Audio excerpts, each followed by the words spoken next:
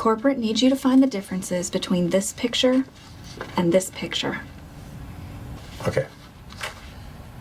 They're the same picture. Meet Ethan and Jeremy. Two halves of the same political grifting coin. Their foreheads We defend child predators. and tails. We defend child predators.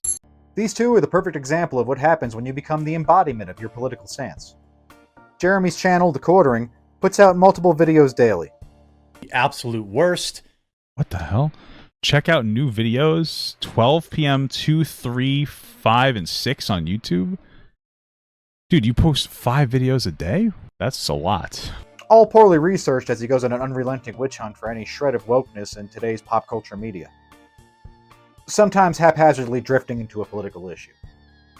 Whereas Ethan's channel, Ethanisonline, releases videos that are longer form but much less often. And they aren't much more than self-righteous virtue signals, attempting to expose the faults in the right's conservative views. Now at this point you might be asking what these two have in common. You know, other than a lack of a jawline and a doughy body structure. And, for some reason, it's defending child predators. Both of these meat puppets have aligned themselves with their respective ideologies so entirely that they've both released videos essentially defending child predators.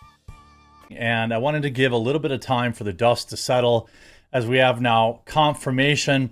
However, based on my sources with some of these journalists, I think this is about as much as we're going to get. Jeremy's video is more defense of Dr. Disrespect. In the video, he goes through the post where the doc admits fault in what he did. But through the read, he omits some words, changes up some sentences, softens the blow a bit. Kind of gives you that there might be a doubt that the doc might be innocent. But it's an admittance. He literally is admitting in this post what he did. I don't really know what he's going for in this.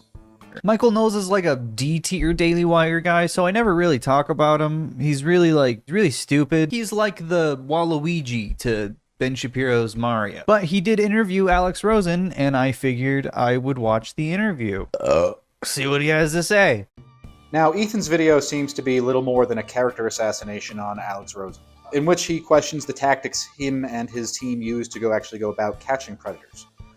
Which wouldn't be necessarily a bad thing, except that for some of the points he uses, it almost seems like he's actually defending the predators. But for the most part, through the majority of the video, he seems to just like predator hunting to kind of like a conservative hobby. So, of course, because the predator hunter anti-file dog whistles are extremely right-wing in nature. Now, I'll admit, the person Alex Rosen is in no way the most respectable person out there. I have a 3-year-old in my basement that's like lacking vitamin D. There's a window in the basement. I provide her with plenty of D, just not the vitamin part. Oh no, that's not good either. But that doesn't mean you can discredit the work that they have been doing since they started actually doing it correctly and working with the police department, which have actually led to the arrests of some of these monsters. I mean, recently we've seen rivals as bitter as Hassan and Willie Mack actually agree on this subject when all the John Zerka, Heel Mike kick stuff came out recently. So it's not impossible to see two people that hate each other actually agree on something.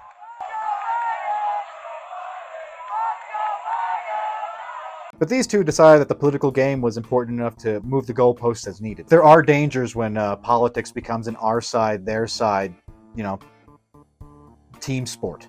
Oh, we knock on wood wherever we may have wood, that I'm in very good health. I just won 2 club championships, not even senior, 2 regular club championships. To do that, you have to be quite smart, and you have to be able to hit the ball a long way, and I do it. He doesn't do it. He can't hit a ball 50 yards. He challenged me to a golf match.